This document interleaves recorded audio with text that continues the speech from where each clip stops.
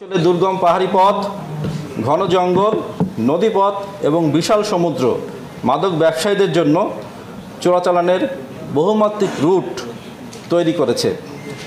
Myanmar থেকে বাংলাদেশে মাদক চোরাচালানের প্রধান রুটগুলি নিয়ে আমি একটু সংক্ষিপ্ত আলোচনা করব। কক্সবাজার সীমান্তে মূলত দুটি চোরাচালান পথ। এক নম্বর উখিয়া টেকনাফ সীমান্ত, যা নাফ নদী দ্বারা বেষ্টিত, এবং দ্বিতীয়ত উপকূলীয় এলাকা অর্থাৎ মহেশখালী, বাঁশখালী, কুতুবদিয়া, আনোয়ারা, যা কুয়াকাটা পর্যন্ত বিস্তৃত। নাফ নদী ও সমুদ্র উপকূল বেষ্টিত এলাকাসমূহ চোরাচালানের অন্যতম দুটি প্রধান পথ, যার মাধ্যমে ইয়াবা, ক্রিস্টাল মেথ আইস এবং অন্যান্য মাদকদ্রব্য বাংলাদেশে চোরাচালান হয়ে থাকে। উল্লেখ্য, নাফ নদীর তুলনায় উপকূলীয় অঞ্চল দিয়েই অধিকাংশ মাদকদ্রব্য মায়ানমার থেকে বাংলাদেশে চোরাচালান হয়। আমরা ধারণা করতে পারি প্রায় ৮০% মাদকই সাগর পথে উপকূলীয় এলাকাসমূহ হয়ে চোরাচালানের মাধ্যমে বাংলাদেশে প্রবেশ করে, যা আগে শুধু আমাদের ধারণার মধ্যে থাকলেও এখন আমাদের কাছে এই পথে চোরাচালানের অনেক ডিজিটাল ফুটপ্রিন্ট আছে। এই ফুটপ্রিন্টসমূহ বিশ্লেষণ করে আমরা দেখেছি বর্ণিত রুটসমূহ ব্যবহার করে মায়ানমার থেকে আসা মাদকদ্রব্য আমাদের দেশের যুব সমাজ এবং অর্থনীতির একটি মারাত্মক হুমকি।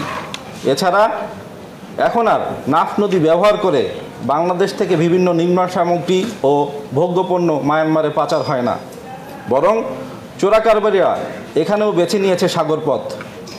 আর এই মালামাল ক্রয় বিক্রয়ের কারেন্সি হিসাবে বাংলাদেশে আসে আমাদের অর্থনীতি ধ্বংসকারী মাদক ইয়াবা বা ক্রিস্টাল মেথ আইস। সাগরপথে মাদক চোরাচালান প্রতিরোধে বিজিবির সক্ষমতা না থাকলেও আমরা প্রতিনিয়ত আমাদের গোয়েন্দা তথ্য ও ডিজিটাল তথ্যপত্র দিয়ে সাগরে দায়িত্ব পালনকারী আমাদের দেশের বাংলাদেশ নেভি এবং কোস্টগার্ডকে প্রতিনিয়ত সহায়তা দিয়ে যাচ্ছি।